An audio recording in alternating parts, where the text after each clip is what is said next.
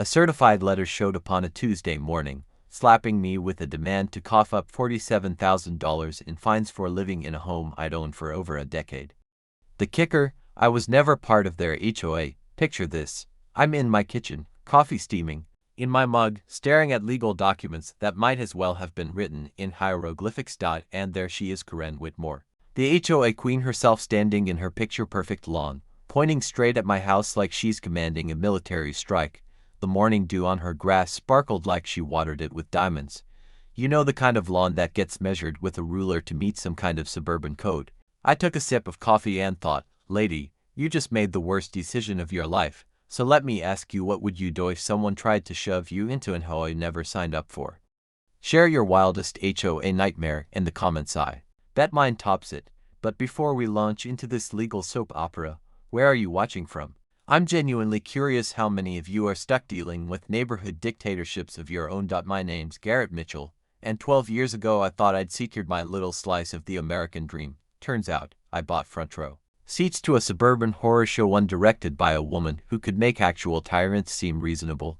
Back in 2011, just out of the army after a tour in Afghanistan, I used my VA loan to buy 2.3 acres of unfiltered freedom. The house, a classic 1970s ranch, sat on what used to be the original Hendricks farm. This was before the subdivisions crept in, when it was still cow country and common sense. Willow Creek separates my land from high-end homes of Willowbrook Estates. That stream became my daily reminder that some borders are drawn by nature, not by attorneys. I'm a contractor, electrical, plumbing, whatever keeps me, daughter Emma and me fed. After the divorce, this place became our retreat from the chaos. I built a workshop where the smell of sawdust and WD-40 fills the air. And every morning, I breathe in air untouched by synthetic lawns and pesticide cocktails of suburbia. Emma thrives here. Space to run, a creek to explore, and a dad who's actually home, not deployed. Then came Karen Whitmore, the living embodiment of every HOA horror story you've ever heard. 52 years old, drives a white Lexus that looks like it's allergic to dirt, and presides over her $800,000 fortress like it's Versailles, and she's got the measuring tape to prove it. 6 years in charge of the HOA have turned her into a full-blown surveillance system in pearls. She knows everyone's trash day and how often their lawn gets trimmed. Her husband, Brad. Yeah, he's not just a guy who fades into the background. He's a county planning commissioner. Remember that it's important later. My first run-in with Karen happened at the mailbox. It was another Tuesday morning. She marched over in pearls and fury, wielding a clipboard like a weapon. The sound of her designer heels crunching on gravel had all the subtlety of a warning shot. Your workshop violates our neighborhood standards. She barked, no introduction, just straight into the accusation. I looked at my land, then hers on the other side of the creek, then back at her. Ma'am, I said, calm as could be, I'm not part of your HOA. Her smile could have frozen lava. We'll see about that. That was 18 months ago. What followed? A masterclass in psychological warfare. She began tracking my work hours like she was writing a report, snapping photos of every visitor like she was building a case file. Every time I fired up my power tools, I'd spot her at her window, arms crossed, broadcasting judgment across the creek. She even bought binoculars. But the tipping point, Emma's Sweet 16, a low-key backyard barbecue, some music, friends, done by 9:30, completely within legal noise limits. Karen called the cops twice. Both times, officers left laughing, finding nothing wrong. One even stayed for a burger. But the next morning changed everything. Emma found a notice wedged under my wiper blade, printed on high-grade paper that screamed official. The letter claimed my workshop, garden fence, and gravel driveway were all unauthorized changes, each one racking up a $500 fine. Emma stared at it like it might bite. Dad, she's officially lost her mind. Yeah, and she was banking on me. Folding, like every other working-class family, steamrolled into submission. Pay up, tear it down. Shut up. Fall in line. She'd clearly done her homework on intimidation, but skipped the part about fact-checking. Because if she'd bothered to look at county records, she'd have seen the one detail that could have saved us both 18 months of drama. My property was never part of her HOA. A legal technicality that would eventually pull the rug out from under her entire operation. But narcissists don't check facts. They just charge forward. So I poured another coffee, walked to my fence, and stared at her flawless house across the babbling creek. Lady, I whispered, you just picked a fight with the wrong veteran. And that creek, it just kept flowing completely unmoved by the chaos brewing on its banks, which, honestly, was the exact attitude I'd need moving forward. 3 days after the birthday bash, Karen fired her first official shot. The certified letter landed like a missile in my mailbox, because nothing says hostile intent like being forced to sign for your harassment. It wasn't a sloppy complaint, it was a full-color, slick-papered violation. Notice that probably cost more to print than my monthly internet bill. The charges read like a nightmare checklist: unauthorized workshop structure, fence materials that didn't conform, gravel driveway not up to HOA aesthetic, failure to meet landscaping guidelines, each one $500, 30 days to comply or face liens, lawsuits, and worse. I had to give it to her. Karen knew how to weaponize bureaucracy. Too bad she missed one tiny problem. I went straight to the county courthouse where the air smells like dust and legal drama. Dorothy, the clerk, calm, kind, and uncheckable, helped me dig up the original 1970 deed. Back in the Army, our intel guys used to say, go straight to the source. Second-hand info gets you killed. Same rule applies in property law. And sure enough, the deed was ironclad. My property lines, surveyed and recorded, existed decades before Willowbrook Estates was a thing. The measurements put me 47 feet outside their jurisdiction, with Willow Creek as a natural, legal boundary. Just to be thorough, I rang up the HOA management office. After multiple holds, the receptionist finally admitted, sir, if your address isn't in our system, you're not part of the HOA. Explaining it like I was 5, but Karen, she didn't handle being wrong with grace. 2 days later, she showed up with backup. Her brother-in-law Rick, part-time surveyor, full-time blowhard. He wore an orange vest and carried a measuring tape like that made him official. The scent of cheap cologne and desperation hit me before they opened their mouths. They tried to sell me on adverse creek migration and shifting property lines. That's where Karen slipped. She insisted the creek had moved and demanded access to her survey. Ma'am, I said, holding up my certified survey, creeks don't move property lines. That's not how the law works. Her face turned red. We'll see what my lawyer says. That was her fatal mistake. She'd fired the lawyer warning shot without doing her due diligence. While she was trying to redraw nature, I was uncovering the origin story of Willowbrook Estates. Mrs. Patterson, my 83-year-old neighbor, was seen every HOA president come and go, invited me over for coffee, and dropped the kind of gossip that wins court cases. Funny thing, she said, stirring her coffee like she was stirring fate. Your land was never supposed to be part of the subdivision. Flood zone concerns, environmental stuff, but Brad, Karen's husband, pushed it through anyway. His construction firm built over half those houses. Suddenly, it all clicked. That Army training kicked in. When the enemy shows a pattern, you use it. A week later, another violation letter arrived, this one accusing me of being a nuisance and threatening foreclosure. Karen had leveled up. She'd hired Pembroke and Associates, the kind of law firm that trades in fear. But here's the irony. She was building my case for me. Every threat, every notice, every recorded conversation evidence. And I wasn't the only one. The Kowalski family found me in the grocery store, whispering, like we were plotting in the produce aisle. Karen had made them tear down their kid's swing set, $8,000 down the drain.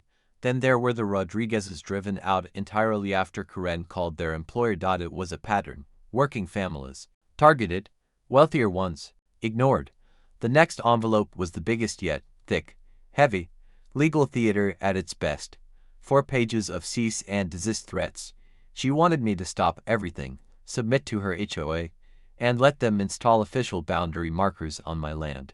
Translation: she wanted permission to trespass so she could accuse me of it. Classic tactic.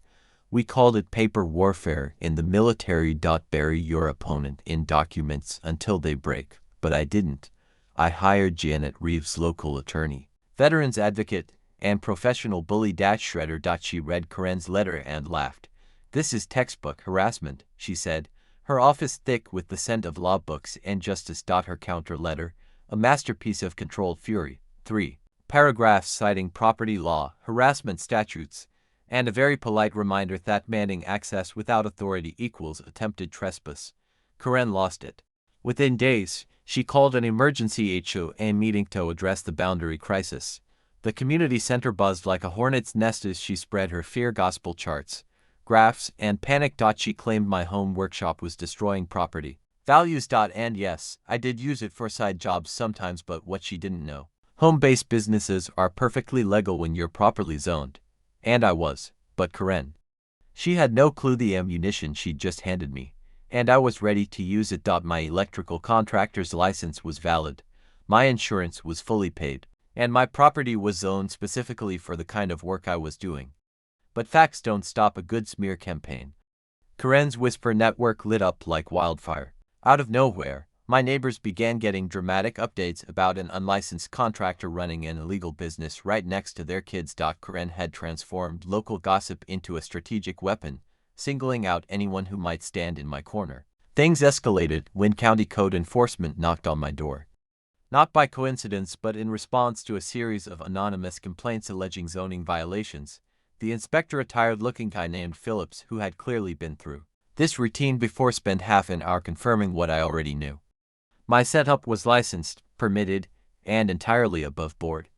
As he packed up his clipboard, he leaned in and said off the record, "Whoever's making these complaints is wasting everyone's time. Your operation's cleaner than most commercial shops I see." But Karen wasn't done playing neighborhood spy. After receiving that first notice, I installed security cameras. They ended up capturing something unbelievable. At dawn, her brother-in-law, Rick, was creeping around my yard, planting orange survey stakes in strategic spots.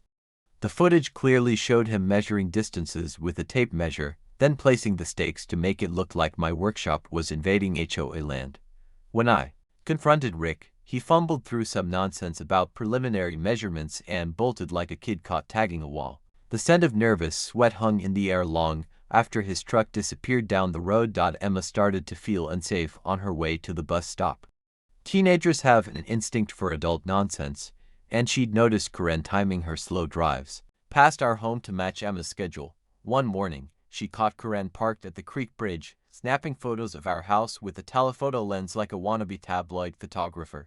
"Dad, this is seriously creepy," she said over breakfast, her voice edged with unease from being watched in her own neighborhood. That's when I knew Karen had crossed the line from harassment into intimidation. My old platoon sergeant always said, "Document everything crazy reveals itself if you give it enough rope." And Karen was tightening her own legal noose. With every stunt, the Willowbrook neighbors' Facebook group turned into a war zone of dueling narratives. Karen's backers posted about protecting property values and neighborhood rules. Meanwhile, more and more residents chimed in with their own horror stories about HOA abuse. The comment threads read like a passive-aggressive civil war, complete with emoji skirmishes. The real turning point came when Mrs. Patterson, in her usual understated way, mentioned she'd been recording HOA meetings for years just in case the day came when someone needed proof of what the president was really like. "Honey," she said, pouring tea with the calm of someone who'd weathered 80 years of suburban drama, "I've got tapes that would curl your hair." That's when I understood Karen hadn't just picked a fight with me. She'd accidentally declared war on a neighborhood's collective memory of her behavior. The creek flowed on, indifferent to human pettiness, while Karen kept building her own case against herself, one paranoid move at a time. Then came her nuclear move. It was a Thursday like any other until a sheriff's deputy showed up at my door with a lawsuit. $47,000. The complaint read like it had been written by someone who'd binged too much Courtroom TV. Karen wasn't just asking for back fines anymore. She claimed I'd effectively agreed to HOA rules just by living within 5 meters of her subdivision. She wanted an injunction to block any modifications to my property, demanded compliance with all HOA policies, and was asking for enough in legal fees to buy a new SUV. I sat in my attorney Janet's office, sunlight pouring through windows that had probably seen 100 other land disputes. As she read through Karen's nonsense, her expression shifted from calm professionalism to quiet fury. "Garrett," she said, flipping through the pages, "this woman is either completely delusional or bluffing harder than anyone I've ever seen."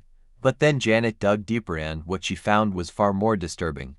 Court records showed Karen had filed 6 similar property disputes over the past 10 years. 3 families had moved rather than take on the financial strain of a court battle. The Rodriguez's, yes, the ones Mrs. Patterson had mentioned, lost their home to foreclosure because the legal fees became unmanageable. Karen wasn't just A petty neighbor, she was a predator, zeroing in on working-class families with ruthless precision. She had a pattern: find households unlikely to survive prolonged litigation, create violations, escalate pressure, and force them to either submit or move. Oddly, wealthy neighbors never seemed to face these issues, even when they broke the same rules. While I was trying to process the scale of this mess, Karen launched her PR campaign like she was running for office. Local TV got calls about a property values crisis threatening responsible homeowners. She posed for photos next to freshly trimmed hedges, dramatically pointing at my workshop like it was leaking radiation. The Channel 7 story aired with the headline, "HOA Battle Divides Community." Karen, pearls and all, explained how one rule-breaking neighbor was threatening the stability of hard-working families. They never reached out to me, Karen had told them. I wasn't available for comment. News to me, no one had even tried. But her media stunt backfired badly. Emma's friend Madison, daughter of the Kowalski family, turned into our secret source during sleepovers that doubled as intel briefings. Through a network of teenage gossip that would put intelligence agencies to shame, I learned Karen had promised lower HOA dues to neighbors who backed her lawsuit.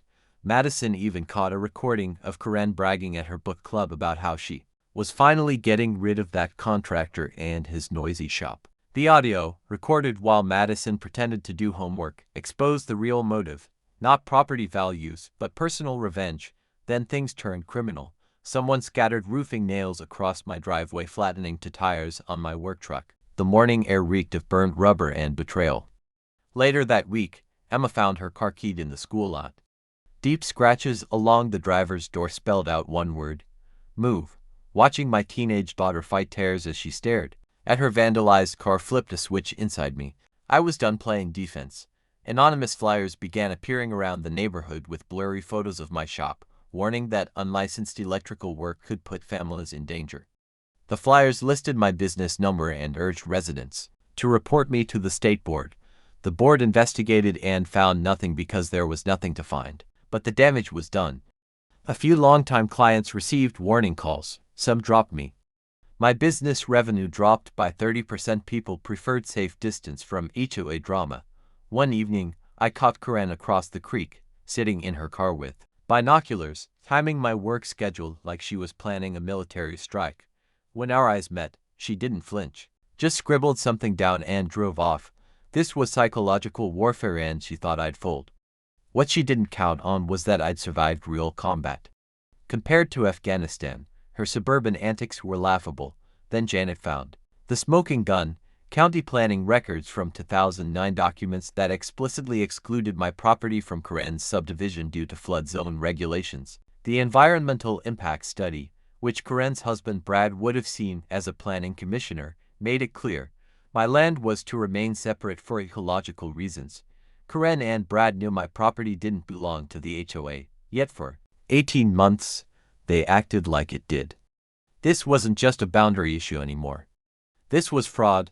The creek kept flowing, washing away Karen's lies one drop at a time. But she still wasn't finished burying herself.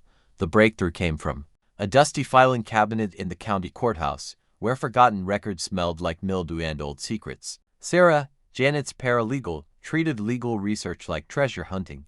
She dug through those ancient documents until she struck gold. The 2009 Willowbrook Estates environmental assessment outright stated my parcel for 7B, the old Hendricks homestead, was to be excluded from any HOA due to environmental risk. And in the margin, a handwritten note sent a chill down my spine. Commissioner Whitmore advised of flood zone concerns, exclusion mandatory for EPA compliance. Brad Whitmore, Karen's husband, had been warned. Not only had they included my land illegally, they'd done so while knowing it broke federal law. Janet laid out the papers on her desk like pieces of a criminal puzzle. "It gets worse," she said, showing me Willowbrook's incorporation records. Among them was a signature that stopped me cold. Robert Riss, parcel for 7B. The problem: Robert had died 6 months before that signature was notarized. Later handwriting analysis confirmed our suspicion. Someone had forged the signature of a dead man to falsely include my property in the HOA. But the final piece clicked when Sarah matched property tax records with Karen's financial background. Her massive home was underwater 3 mortgage. Refinances stacked on inflated values. She's propping up her equity with HOA enforcement, Janet said, pointing to a chart showing Willowbrook home prices versus surrounding areas. Every family she's scared into compliance has artificially preserved her home's value. This wasn't about community values. This was Karen clinging to financial survival by crushing the people around her. Mrs. Patterson's recordings sealed it. Her old-school cassette tapes captured Karen at her most candid during so-called private board meetings. March 2022. That contractor's technically outside our jurisdiction, but he'll never fight. Working folks can't afford lawyers. June 2022. Brad says we can't legally force him in. But come on, he's not going to hire an attorney. People like that fold if you throw enough paperwork at them. August 2022. After Emma's birthday, I finally figured out how to get rid of that veteran and his noisy workshop. We'll drown him in legal fees. Over 20 minutes of Karen incriminating herself while Mrs. Patterson quietly pretended to nap in the corner. But the biggest bombshell. Brad's construction firm had built 60% of Willowbrook homes sold under the assumption that a fully formed HOA existed. Every home sale was tainted. Every fine, extortion. Every fee. Theft. This wasn't harassment anymore, it was long-term, organized fraud. Sitting in Janet's office, buried in evidence, I realized something. This wasn't just about winning a case. This could unravel their entire world. The only question now was, did I want to bring them down completely or just get justice? Looking at Emma's keyed car and thinking about everything we'd been through, the answer was easy. Karen had chosen the wrong veteran to pick a fight with. She was about to find out what a real fight looked like. That Saturday morning, my workshop smelled like coffee, sawdust, and justice. The War Council had gathered. Janet laid out the paperwork like a battle map. Mrs. Patterson brought industrial strength coffee. The Kowalskis showed up, and the Rodriguezes joined via video call from their new city. An army of Karen's victims finally ready to push back. Emma took notes like it was her final exam. Watching her document the corruption of grown adults filled me with pride and heartbreak. This is our plan, Janet announced. First, we file a motion to dismiss her bogus lawsuit. Then, we hit back with a countersuit for harassment, interference with business, and conspiracy. Game on. Next, we filed for an emergency injunction to stop the HOA from collecting any dues while we exposed the truth that their entire legal basis was a fabrication. Mrs. Patterson's cassette tapes had been transcribed and certified by a court stenographer, someone who'd heard countless confessions in her career but admitted that Karen's casual talk about deliberately targeting working-class families was uniquely unsettling. The audio was shockingly clear. Somehow, Mrs. Patterson's old recorder captured Karen's voice better than most digital gear today. Assembling the evidence felt more like taking down a criminal syndicate than dealing with a neighborhood dispute.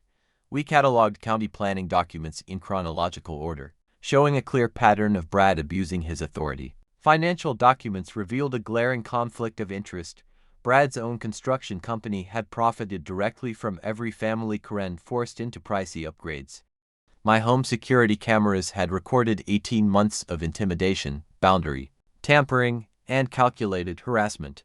One clip of Rick planting false survey stakes was particularly incriminating. It was undeniable proof of a coordinated fraud scheme. Sarah Morgan, our covert intel lead posing as a teenager obsessed with sleepovers, had captured Karen's damning book club conversations, including a shocking admission about forcing out a contractor.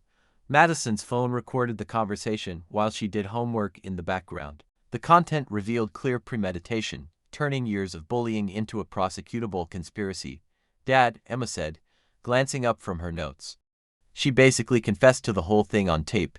How dumb can someone be? Not dumb, Mrs. Patterson corrected calmly, stirring sugar into her coffee like someone who had watched 3 petty neighborhood tyrants fall. Arrogant. She thought she was invincible because no one had ever pushed back. Our media strategy hinged on Sarah Morgan, the investigative journalist known for exposing municipal corruption. She had been covering HOA scams across the state. Janet drafted a press release that highlighted not just my harassment, but a long-standing pattern of targeting blue-collar families. We enlisted specialists to translate Karen's criminal activity into legal language judges and juries could grasp. A certified surveyor confirmed the original property lines, and an environmental engineer verified the floodplain study from 2009. The one Brad had conveniently ignored. A handwriting analyst's review of the forged incorporation documents was brutal. The signature attributed to Robert Ricks showed signs of artificial simulation, clearly copied from a known example, rather than written freely. And to make matters worse, the alleged signing date came 6 months after Ricks had passed away, proof that the documents were forged. Financial auditors uncovered how HOA funds were being quietly funneled into Karen's legal crusades against homeowners. Residents were unknowingly financing their own persecution through mandatory dues. Meanwhile, Madison fed us updates from enemy territory. Panic was spreading at Karen's house. Brad was seen shredding documents in his garage. An act captured by our alert neighbors network, people who had finally realized their HOA president might be a criminal. Karen was scrambling to secure loans for mounting legal costs, while the HOA's management company quietly considered dropping Willowbrook as a client. Our psychological warfare was subtle, but effective. I began preparing for a large-scale workshop expansion, placing big orders for lumber, cement, and electrical supplies. The permits were all legal and properly filed, but Karen's rising blood pressure during her daily surveillance drive said everything. The strategy was getting to her. Unexpected allies emerged. The electricians' union offered financial help for their members' harassment case. Veteran organizations donated to our legal fund when they heard about the targeting of military families. An environmental group got involved after learning about the creek. Even 3 current board members approached us privately, willing to testify against Karen's leadership, but the most powerful weapon was our understanding of HOA transparency laws, which Karen had violated for years. Most homeowners didn't even know they had the legal right to inspect financials, review meeting minutes, and dispute charges under state sunshine laws. Here's what Karen never understood, Janet said as we finalized our legal strategy. HOA boards are required to give homeowners full access to financial records. Every hidden fee, every legal expense, every shady consulting deal is a public document they have a right to see. By Sunday evening, my workshop had become a full-blown legal war room. Boxes of evidence lined the walls. Expert witnesses were booked. Our media campaign was locked and loaded.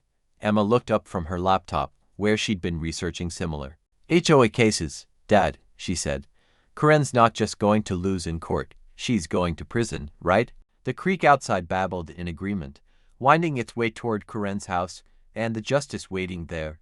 The war for Willowbrook Estates had begun, and Karen had unknowingly armed us with every piece of ammunition.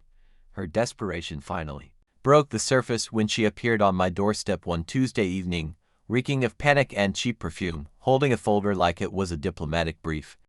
Let's be adults about this, she said. I'm willing to settle this misunderstanding for $15,000. That's a bargain, really, a fraction of what you owe.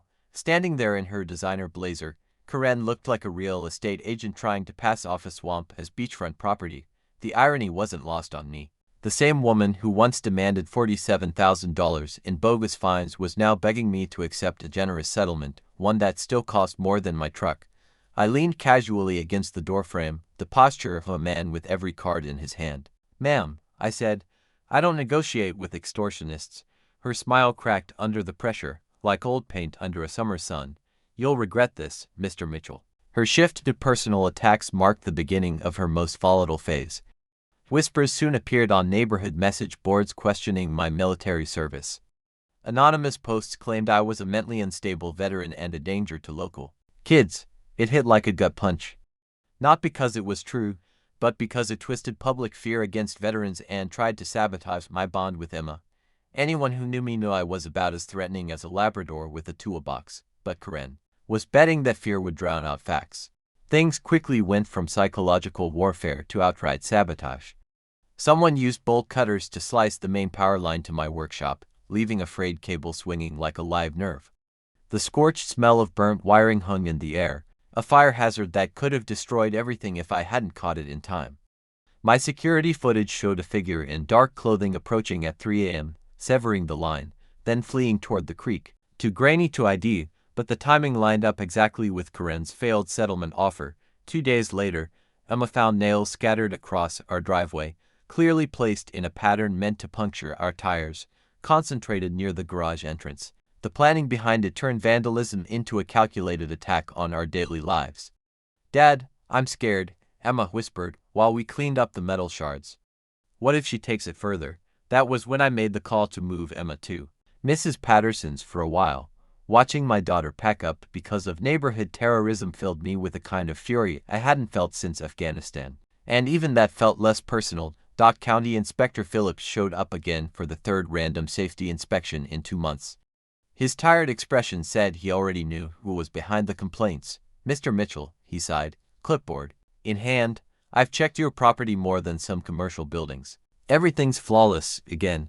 Whoever's reporting you is wasting our time and taxpayer money." But Karen's web of harassment didn't stop there.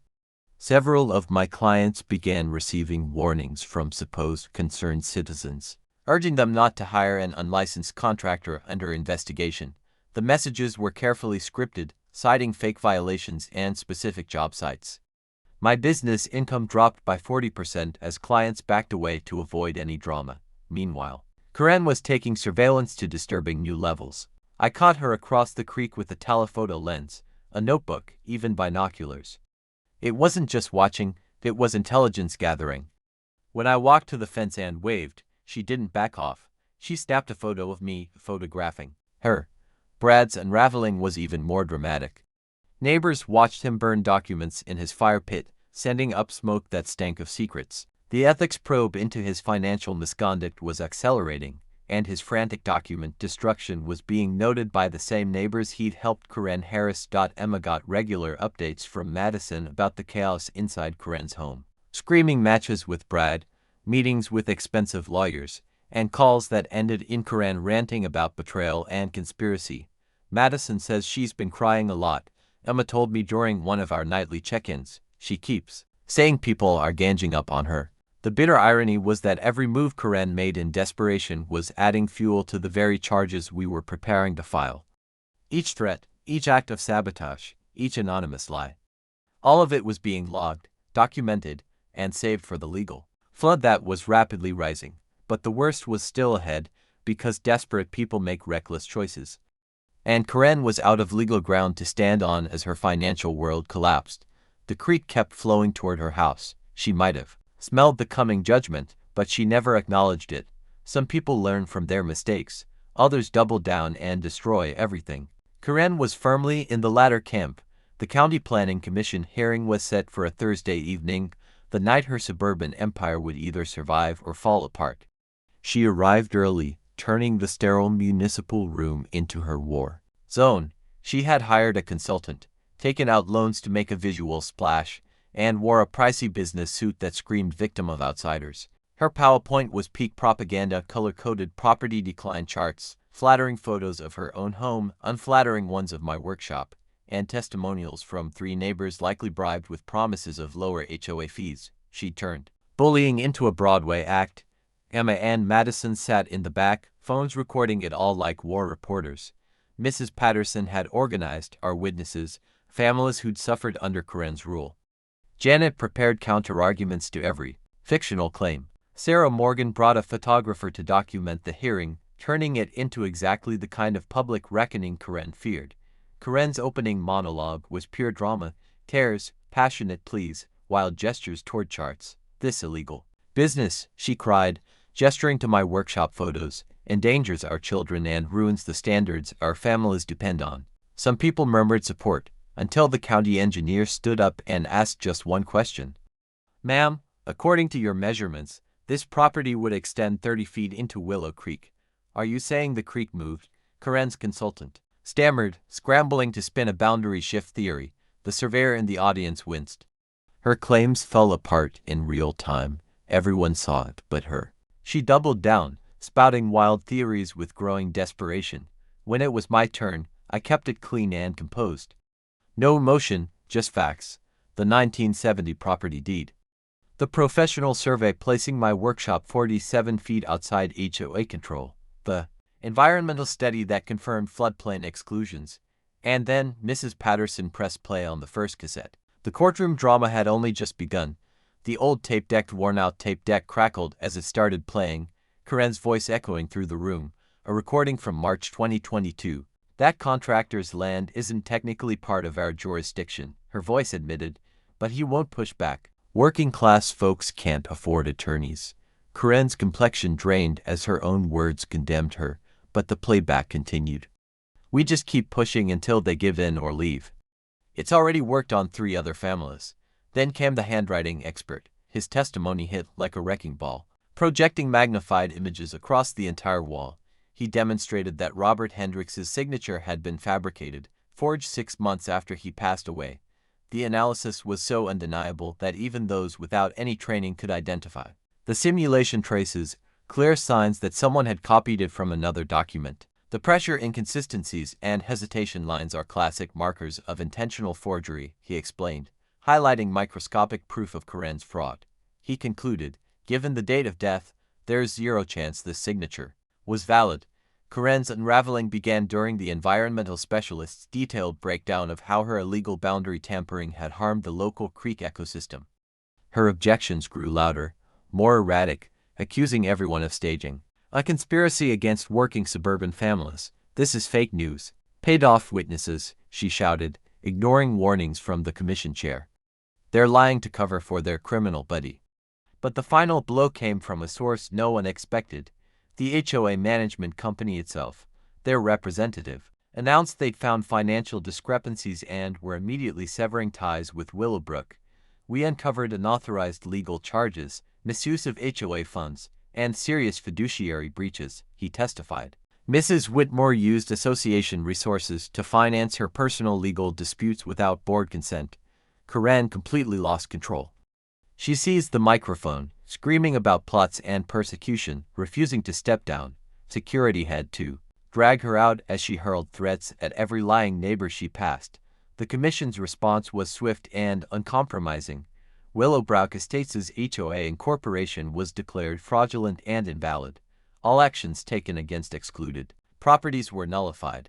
Environmental repairs had to begin immediately. Criminal referrals were dispatched to the district attorney's office. Outside, Sarah Morgan pulled me aside for an interview while Karen attempted her own, a chaotic, unintelligible rant about veterans, corruption, and conspiracies. The contrast was striking. Calm, clear words of justice versus the desperation of someone watching their world collapse. The impact was immediate, like a controlled demolition echoing through the neighborhood. HOA fines and liens were erased. Families who'd been targeted now qualified for restitution. Brad was suspended from his county role pending criminal charges. People gathered outside in celebration, cheering as if their team had just won a championship. Mrs. Patterson fired up a spontaneous barbecue, the scent of charcoal and justice mingling in the evening breeze. Karen's reign ended exactly 1 meeting later than it should have. But the best part? Her legal nightmares were just beginning. The county chamber buzzed with anticipation. The room was packed, cameras live, as Sarah Morgan's explosive article, titled HOA Fraud, How One Couple Terrorized a Community, had dropped online that very morning. The district attorney had even sent a legal observer to take notes. Local news crews lined the walls, expecting fireworks from what was likely to be Karen's last public appearance. She arrived fashionably late, dragging behind her a pricey consultant meant to make her fraud look respectable. Her presentation, complete with a PowerPoint on property rights and family values, was painfully out of touch, almost funny in its desperation. Her supporters, 3 lonely figures in the front row, the rest had either joined our side or suddenly found more important things to do. The commission now faced a complex storm of fraudulent incorporation, environmental damage requiring federal oversight, criminal investigations, and heavy media scrutiny. A misstep could end careers. Karen spoke first, delivering a tearful monologue about neighborhood unity that wouldn't have been out of place on a community theater stage. She claimed my workshop endangered children, showed pictures of my tools as evidence, and demanded the commission set aside environmental law to protect hardworking families. Pointing at me, she declared, "This veteran brought in radicals to destroy our way of life." The hypocrisy was stunning. The same woman who faked signatures from the dead was now preaching about morals and values. My presentation was calm, chronological, and damning. I showed the original property deed from the 1940s, predating her entire neighborhood by 30 years. Photos of the home built in the 1970s, before Karen was even born. The 2009 environmental survey, clearly excluding my land from any development, for flood safety reasons. And then, the smoking gun, the 2010 forged HOA incorporation, complete with dead men's names, exposing how Karen and Brad broke federal law to benefit themselves. Each witness that followed drove the point home. Mrs. Patterson played Karen's voice on tape, boasting about targeting working families. A licensed surveyor showed precise boundary measurements that demolished Karen's claims. The environmental engineer presented flood risk data that left the audience stunned. Karen's modifications had put the entire area in danger. Former County Planner Williams described Brad's bullying tactics with the exhausted tone of someone who'd seen too much abuse in government. And then Janet revealed the silver bullet, the original developer agreement signed in 2010 by both Karen and Brad, clearly stating that my land was never part of the HOA. Ladies and gentlemen, Janet declared, holding it aloft like courtroom evidence, this proves they knowingly committed fraud. That's when Karen exploded. She stormed the presentation, screaming about lies and conspiracies. She accused the commission of being bought off, seized the mic, and shouted, "This is fake news," while flailing her arms like a conductor of chaos. Security had to step in. The chair pounded the gavel as she refused to yield the floor, shrieking about radical agendas destroying America. Her final image as HOA president, being dragged out of a public building, yelling threats at neighbors she once tried to rule. The commission's vote, unanimous and brutal. Willowbrook Estates' HOA was null and void. All actions taken were reversed. Environmental restoration was ordered. Criminal charges would follow. Outside, Sarah Morgan's interview captured the contrast. In full color, I simply said, "Standing up to bullies helps everyone." Emma stood beside me, proud, poised, and stronger than ever. Karen's attempt to steal the spotlight turned into viral chaos, disjointed claims about veteran conspiracies and corrupt lawyers. The internet crowned her the unhinged neighborhood tyrant by nightfall. The aftermath hit fast. HOA penalties were erased. Victimized families got compensation. Brad was out of a job and under criminal investigation. The crowd cheered. Mrs. Patterson's grill smoked in victory. The creek bubbled with approval as for sale signs sprouted in front of Karen's house.